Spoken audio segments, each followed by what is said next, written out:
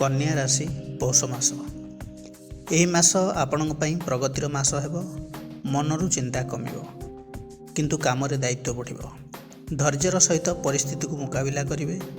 जेते कठिन परिस्थिति आसु पछे लक्ष्य स्थल रे आपण निश्चित भाव में पहुँचे। आर्थिक दिगटी मजबूत रहिबो किंतु कौनसी शुभ मांगलिक कार्य रे गृह रे आर्थिक खर्च अधिक हेबार देखौछि। अटकी रहितबा टंका मिलिबो। नूतन कर्म नियुक्ति मिलिबो। ऑफिस रे कर्मचारी मानकर सपोर्ट भी आपको मिलिबो। पारिवारिक स्थिति अप डाउन टिके चलिबो। सप्तम रे शनि अवस्थान करुथिबारु लाइफ पार्टनरंकर स्वभाव रे चिड़चिड़ापन देखादेबो।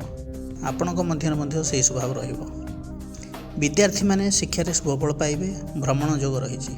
स्वास्थ्य कथा जदि कहबी ए मासरे स्वास्थ्य मध्यम धरणर रहिबो।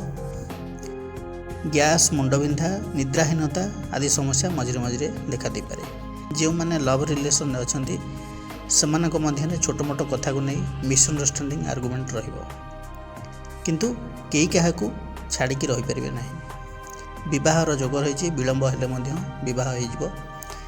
जो विद्यार्थी माने शिक्षा क्षेत्र में आगू बढ़िया चाहते हायर स्टडी करने चाहते से समय अनुकूल रही। प्रतिकार कौन करेंगे?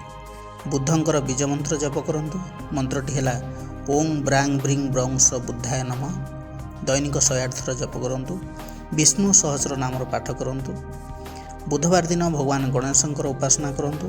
दुर्भाग्यत अर्पण करंतु एवं बेसन लड्डूर भोग लगांतु एवं प्रत्येक दिन ओं गं गणपते नमः मंत्र को 5 ରୁ 10 मिनिट पर्यंत जप करंतु। शुभफल प्राप्ति हेबो।